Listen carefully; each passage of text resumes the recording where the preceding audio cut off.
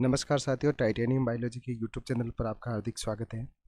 आज की जो क्लास अपनी है वो पार्ट सेकंड लेकर के आ गए हैं, जिसमें हम आज पढ़ेंगे रासायनिक समीकरण को लिखने के जो नियम होते हैं उनको पढ़ेंगे हम। चलिए तो शुरू करते हैं आज की क्लास को।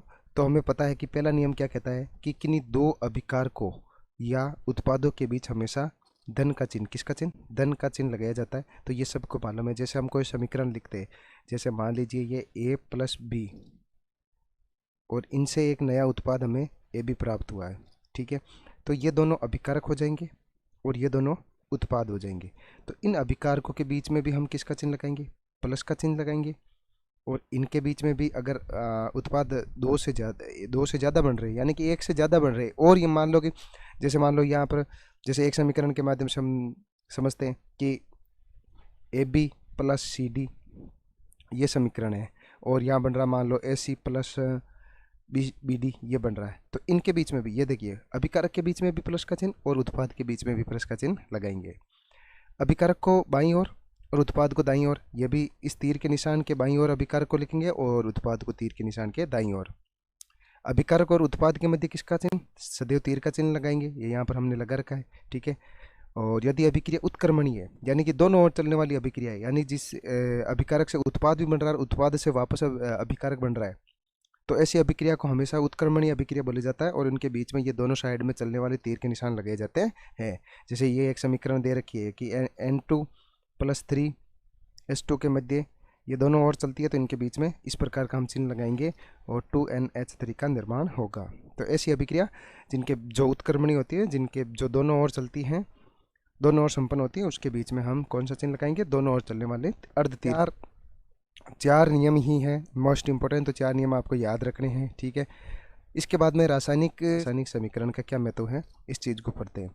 तो इसको पढ़ने से पहले यहाँ पर कुछ लिख रखा है कि इसका महत्व क्या है कि द्रव्यमान संरक्षण का नियम जो कहता है, जिसके अनुसार किसी भी रासायनिक अभिक्रिया में द्रव्यमान का न तो निर्माण होता है और न ही उनका विनाश होता है।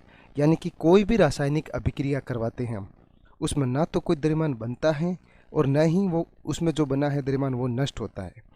यानी कि कहने का मतलब है, जैसे मान लो कि यहाँ पर, जैसे मान लेते हैं कि यहाँ पर कोई मान लो कि ए अभिकारक है और बी अभिकारक है, और इनसे ए बी उत्पाद बना है। मान लीजिए ए अभिकारक का द्रव्यमान 20 है और बी अभिकारक का द्रव्यमान 18 है। अगर इन दोनों का योग 38 हुआ है, तो ये उत्पाद है ना, इस उत्पाद का भी द्रव्यमान, यानी कि ए अभिकारक का द्रव्यमान 20 और बी का 18, इन दोनों का टोटल 38 हुआ है, तो ए बी उत्पाद का भी द्रव्यमान 38 होना चाहिए। इसमें ना तो कोई उत्पाद बना, यानी कि 38 से 39 या 40 हुआ है या फिर घटा है, ऐसा कुछ नहीं हुआ है।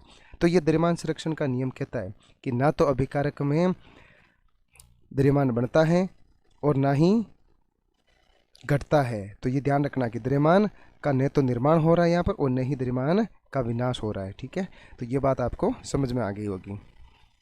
अब एक कंकाली समीकरण किसको कहते हैं, ये मैंने पहले ही बता दिया कि कंकाली समीकरण किसको कहेंगे, ऐसी अभिक्रिया जिसे सूत्रों या समीकरण के माध्यम से दर्शाया जाता है। ऐसी अभिक्रिया जिसको हम किसके माध्यम से दर्शाएंगे, सूत्र या समीकरण के द्वारा हम प्रदर्शित करते हैं, उसे हम कंकाली समीकरण कहते हैं। कहने का मतलब यहाँ पर भी सिंपल सी बात है। इनको यहाँ से हटा देते हैं ताकि अच्छी तरह से समझ में आए। अब देखो, चलो अब मानो कि ये जैसे मैंने लिख दिया CaO प्लस H2O, इसकी अभिक्रिया करवाने पर हमें CaOH होल वाइज 2 ये प्राप्त होता है, ठीक है। ये इतनी समझ में आ गई। अब सुनो मेरी बात, ये क्या है, कैल्शियम ऑक्साइड, और ये क्या है, जल। कैल्शियम ऑक्साइड की अभिक्रिया जल से करवाने पर हमें कैल्शियम हाइड्रोक्साइड प्राप्त होता है। इस समीकरण को इस रूप में लिखना क्या कहलाता है, सूत्र के रूप में व्यक्त कर रहे हैं हम। तो ऐसी अभिक्रिया को हम सूत्र के रूप में व्यक्त करें तो इन्हें हम क्या बोलेंगे, कंकाली समीकरण, ठीक है। और अगर इनको हिंदी में लिख देते हैं, जैसे मान लीजिए यहाँ मैं हिंदी में लिख देता हूँ कैल्शियम ऑक्साइड और जल की अभिक्रिया करवाने पर हमें कैल्शियम हाइड्रोक्साइड प्राप्त होता है, तो ऐसी अभिक्रिया को हम बोलेंगे, हिंदी में लिखी हुई को बोलेंगे हम शब्द समीकरण, ठीक है। रासायनिक अभिक्रिया को संतुलित करना, रासायनिक अभिक्रियाओं को संतुलित करना। मैं इसका एक अलग से वीडियो डाल दूंगा जिसमें आपको सारी समीकरणें संतुलित की हुई मिलेगी और मैं तरीका भी बता दूंगा, और जो तरीका होगा उस तरीके का नाम होगा हिट एंड ट्रायल विधि। तो यहाँ पर एक इम्पोर्टेंट प्रश्न यही बनता है कि रासायनिक अभिक्रियाओं को किस विधि द्वारा संतुलित किया जाता है, तो उस विधि का नाम क्या, हिट एंड ट्रायल विधि। ये इंपॉर्टेंट है यहाँ पर, और अगर एक प्रश्न यहाँ से पूछा जाएगा तो मैं आपको एक अलग से वीडियो डाल दूंगा इसका, ठीक है। इसके बाद में भौतिक अवस्थाओं के संकेत लिखना। अब मान लीजिए कोई अभिकारक है या उत्पाद है, वो किस अवस्था में, गैसीय अवस्था में है, द्रव अवस्था में है या ठोस अवस्था में है, तो इनके द्वारा इनको प्रदर्शित करना है। या फिर हम कह सकते हैं कि वो अगर जलीय विलयन के रूप में तो उसको एक्यू के रूप में लिखेंगे। जैसे मान लीजिए यहाँ पर एक समीकरण लिखी है जिसमें लिखा है ये फेरस, ये ठोस अवस्था में है, तो हमने इसके पास में छोटा सा एस से प्रदर्शित कर दिया, जिसका मतलब हो गया कि ये सॉलिड अवस्था में। यहाँ पर जल गैस अवस्था में तो जी के द्वारा प्रदर्शित करेंगे, और यहाँ पर ये जो नया उत्पाद बना है ये अगर ठोस अवस्था में है तो इसको एस से प्रदर्शित कर दिया गया। यहाँ हाइड्रोजन गैसीय अवस्था में है तो जी से प्रदर्शित किया गया, ठीक है। और यहाँ पर ऐसी की ऐसी इक्वेशन किताब में दे रखी है, तो जिनके माध्यम से भी हम पढ़ लेते हैं या समझा देता हूँ मैं। अब देखो ये यहाँ पर दे रखा है अपने पास में कि ये कार्बन मोनोऑक्साइड गैस है और हाइड्रोजन के साथ में इसकी अभिक्रिया हो रही है, तो ये गैस के रूप में मिल रही है तो जी के द्वारा प्रदर्शित, और हाइड्रोजन भी यहाँ गैस के रूप में तो ये भी जी के द्वारा प्रदर्शित कर दी गई। लेकिन यहाँ पर देखो तीर के निशान के ऊपर हमने लिखा 340 एटीएम, जिसका मतलब होता है वायुमंडलीय दाब। इस एटीएम का मतलब क्या होता है, वायुमंडलीय दाब, और ये एथेनॉल का निर्माण हो रहा है, ठीक है, सॉरी मेथेनॉल का निर्माण यहाँ पर हो रहा है। और ये मेथेनॉल किस रूप में है, लिक्विड फॉर्म में है, और जब लिक्विड फॉर्म में है तो इसको एल से प्रदर्शित कर दिया गया। तो ये इनके भौतिक अवस्था है। अब यहाँ पर कार्बन डाइऑक्साइड जो एक प्रकार की जलीय विलयन के रूप में घुली हुई है, जल के अणु लिक्विड फॉर्म में है, यहाँ पर ये उत्प्रेरक का कार्य कर रहे हैं, ये ग्लूकोज है, ग्लूकोज का निर्माण हो रहा है, ये भी जलीय विलयन के रूप में प्राप्त हो रहा है। ऑक्सीजन भी यहाँ पर जलीय विलयन के रूप में प्राप्त हो रही है, और जल के अणु भी हमें लिक्विड फॉर्म में मिल रहे हैं। तो ये जो चीज़ें हमें प्राप्त हो रही है इनको हम किस रूप में लिख रहे हैं, भौतिक अवस्थाओं के रूप में लिख रहे हैं। किस रूप में लिख रहे हैं, भौतिक अवस्था में। किताब में कुछ एक प्रश्न दे रखे हैं, मैं बता देता हूँ उनको, पेज नंबर 6 के ऊपर मिलेंगे किताब में। तो पहला प्रश्न आता है कि वायु में जलाने से पहले मैग्नीशियम रिबन को साफ क्यों किया जाता है। तो सीधी सीधी बात है कि उस पर धूल के कण और विभिन्न प्रकार की अशुद्धियाँ होती है, जिससे वो जलने में थोड़ा कठिन होता है या फिर आसानी से जल नहीं पाता, इसलिए उनकी अशुद्धियों को हटाया जाता है। और फिर इसके बाद में प्रश्न आता है कि निम्न रासायनिक समीकरण को संतुलित कीजिए। हाइड्रोजन क्लोरीन और हाइड्रोजन क्लोराइड। ये कहने का मतलब है, ये प्रश्न साफ साफ दे रखा है कि इसमें जो ये समीकरण दे रखी है आपको, ये किस रूप में, ये शब्द समीकरण के रूप में, यहाँ पर शब्द समीकरण के रूप में है। और हमें इनका क्या बनानी है, हमें इसकी कंकाली समीकरण बनानी है, कंकाली समीकरण बनानी है, ठीक है। तो यहाँ पर हम ये हल कर रखा है मैंने, हाइड्रोजन और क्लोरीन, हाइड्रोजन क्लोराइड यहाँ पर बन रहा है, यानी कि हाइड्रोक्लोरिक अम्ल का निर्माण हो रहा है, ठीक है। इससे अगली बारी में भी ऐसा का ऐसा ही दे रखा है, सेम टू सेम, कि बेरियम क्लोराइड एल्यूमिनियम सल्फेट की अभिक्रिया और बेरियम सल्फेट और एल्यूमिनियम क्लोराइड का निर्माण हो रहा है। ये भी हमें शब्द समीकरण के रूप में दे रखा है, जिसका हमने कंकाली समीकरण के रूप में बना लिया गया है। संतुलित करने का मैं वीडियो अलग से डाल दूंगा, ये मैंने पहले ही बता दिया, ठीक है। और एक लास्ट में 3 दे रखी है, यानी कि ये 3 है, ए बी और सी के रूप में। तो सी वाली भी यही ऐसा ही बोल रही है कि सोडियम और जल हैं, जिससे सोडियम हाइड्रोक्साइड का निर्माण हो रहा है और हाइड्रोजन गैस बाहर निकल रही है। तो ये समीकरण भी यहाँ पर हल कर रखी है। और यहाँ पर अगला प्रश्न भी सेम टू सेम ऐसा का ऐसा ही दे रखा है।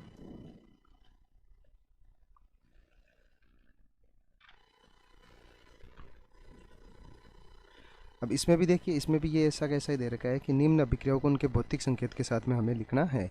किस रूप में लिखना है, उनके भौतिक संकेत के रूप में साथ में लिखना है, और संतुलित रासायनिक समीकरण लिखना है।